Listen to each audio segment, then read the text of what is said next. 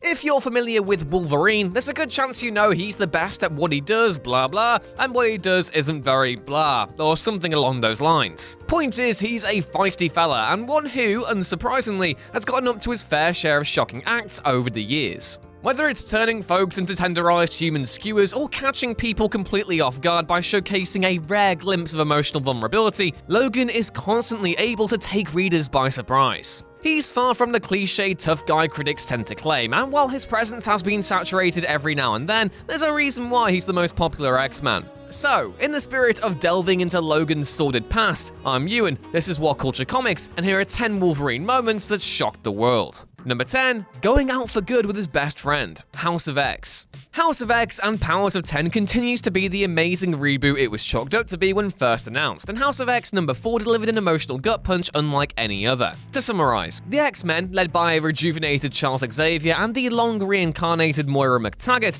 are undertaking their gravest threat yet. With the knowledge that all paths lead to humanity persecuting the mutant populace, and that machines take up the cause to persecute both thereafter, X and Magneto resolve to send their team on a life or death mission to take down the Mother Mole. Cyclops, Jean, Wolverine, Nightcrawler, and others venture to the orbiting satellite to take it down. The plan goes immediately wrong, however, when a radicalized soldier self-detonates right underneath the Blackbird, killing Angel and Husk and leaving several others seriously injured. One by one, they disconnect the mold from the satellite, but Mystique gets intercepted before she can reach the last one. With no other option, and with enemy forces breathing down their necks, Cyclops initiates their last remaining option: get Nightcrawler to teleport Wolverine into space so he can cut the tethers at the source. The pair realize it's certain death, and it means they share a quiet moment together. Defiant, Nightcrawler reassures his old friend that he'll be there on the other side waiting for him. Then they teleport, leading to Kurt disintegrating instantly and Wolverine being stripped to his skeleton,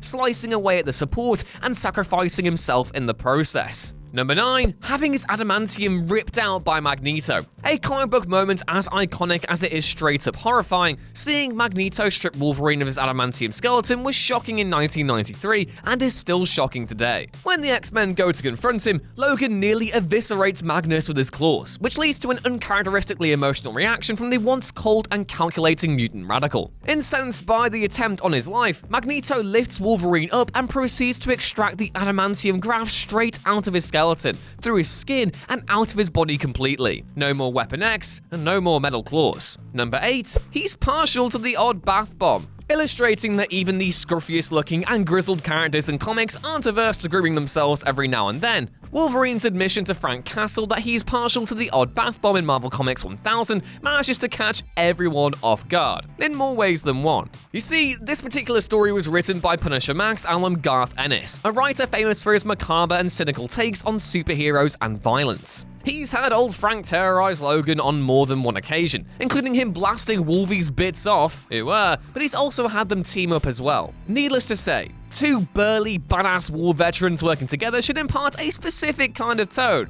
the kind usually typical of Ennis's bibliography. Except in this special anniversary issue, that isn't the case at all. Given but a page to work his magic alongside artist Gorlan Parlov, Ennis instead opts to depict the two anti-heroes' softer sides. Flanked by enemies, Logan starts meditating and admits to Frank that he loves using bath bombs, promising that he'll get Frank a crate of them if they make it out alive. Number 7, siding with the Avengers vs. X-Men. Not only was Logan on the X-Men, he found himself dividing his time between the Avengers, X-Force, and his own solo series. That's a lot of different interests, stories, and more importantly, a lot of allegiances. It was all meant to come to a head during the climactic Avengers vs. X-Men series, an event that promised to fracture the X-Men even further by leaving Logan in the midst of a major decision. Does he side with his old allies regardless of his own personal beliefs and the issues staring them to conflict, or does he stand by his own beliefs and work alongside Earth's mightiest heroes? It was a tricky question, and the solution was anything if not surprising. Rather than side with his mutant siblings, Logan instead opts to stick with the Avengers. He has his reasons, namely the fact that he's seen the damage that the Phoenix has done in the past and has his past disagreements with Cyclops too, but it was still a little shocking all the same. Wolverine even gets double-crossed by the Avengers later on in the story too, illustrating the character's commitment to his own values.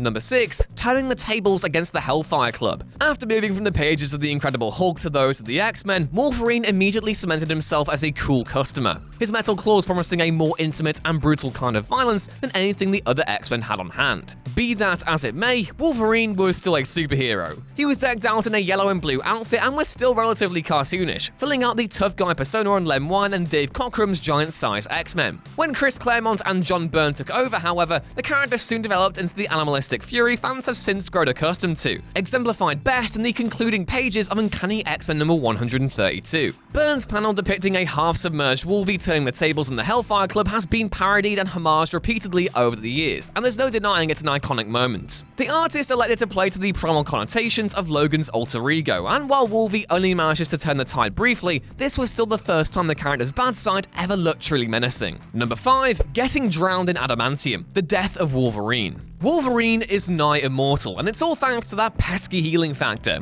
Doesn't matter how you kill him, if it's a limb or vital organ, the Wolverine can grow it back. However, there were loopholes for writers to adopt. After all, how could Logan survive being hurled into the sun, or, say, being crushed under the weight of an insurmountable mass? Sure, the character has come back from absurd injuries before, but there are ways of getting around it, as writer Charles Soule discovered in 2015. In the aptly titled Death of Wolverine, Soule and artist Steve McNiven and the late Justin Ponsor concocted a terrifyingly tragic way of permanently killing the character, at least for a few years, by drowning him in adamantium. Unable to breathe and in constantly rapidly cooling indestructible metal, Logan is unable to recover and perishes then and there. Sure, the character would return a few years later, but there's no getting away from how shocking the moment was when it first hit the stands. Number 4. Taking on the Hulk and winning. Contrary to popular belief, Wolverine actually first appeared in the pages of the Incredible Hulk and not the X-Men. He debuted as a one-time antagonist sent in by the Canadian government to track down and defeat Bruce Banner's Rage Monster, and while the two forge a brief alliance, they're back to beating each other in no time at all.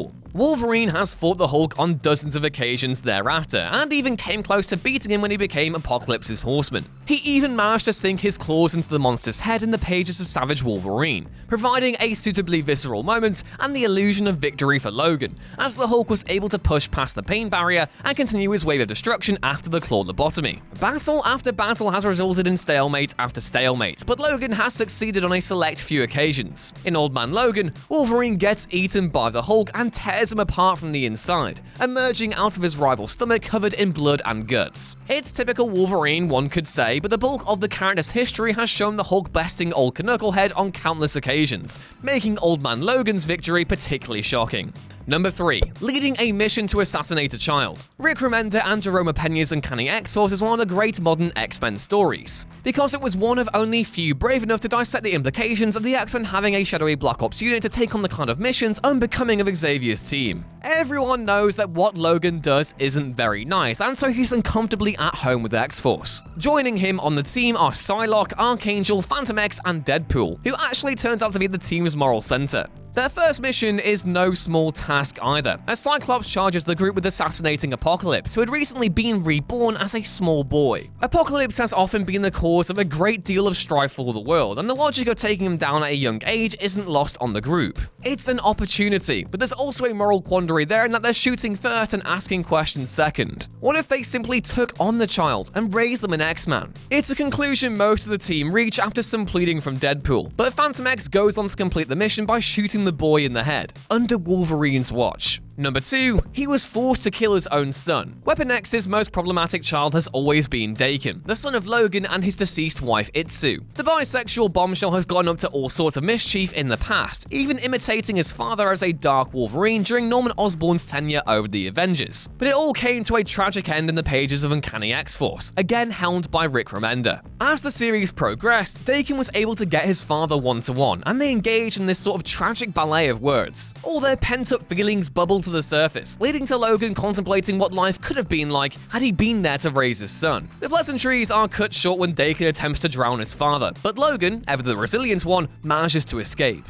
The two then engage each other in one-to-one combat, and though Wolverine does everything in his power to not kill his son, he leaves him with no other option. Rendered powerfully by artist Phil Noto, we see Logan clutch his dying son as he ponders the childhood he couldn't give him. Tragic and shocking in equal measure. Number 1. Every horrifying future. The X-Men kinda sorta have a terrifying tendency to always feature in horrifying futures. If it's not a nightmare where Sentinels roam the Earth and Logan has to send Kitty Pryde back in time to change it all, then it's almost certainly a future where Apocalypse has total dominion over the planet, or where Marvel tried to replace them with the Inhumans. The entire idea of the X-Men's obsession with dystopia is currently being addressed in House of X and Powers of 10, but potentially the most horrifying version arrived within Old Man Logan. The Mark Millar, Steve McNiven effort gave audiences a glimpse into a potential future lying in wait for the Marvel Universe, and not only was it able to give pretty much every other comic dystopia a run for its money, it also managed to depict the most twisted and horrifying moments in Logan's history. The revelation that Wolverine was manipulated by Mysterio into massacring the entire X-Mansion is the stuff of pure horror, and pretty much everything that follows backs it up too.